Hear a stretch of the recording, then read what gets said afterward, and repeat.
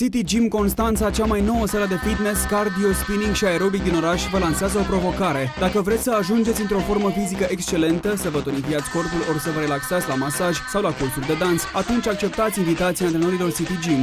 Sportul poate reprezenta de acum un mod de viață pentru toată familia. Pentru copii există autoapărare de copii, kickboxing, balet, dans sportiv.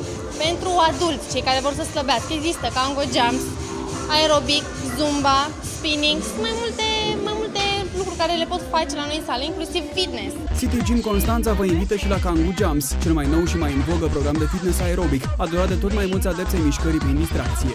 Este un antrenament motivant, exploziv, recomand tuturor să încerce acest antrenament deoarece tonifiem toată musculatura, sunt foarte multe beneficii, creștem rezistența organismului la efort, îmbunătățim sistemul cardiovascular, pulmonar. Veniți la City Gym și aveți parte de o gamă variată de aparate pentru fitness, aerobic și în același timp puteți învăța tehnici de autoapărare prin kickboxing, arte marțiale ori Kempo. City Gym, o sală pentru trup, minte și spirit.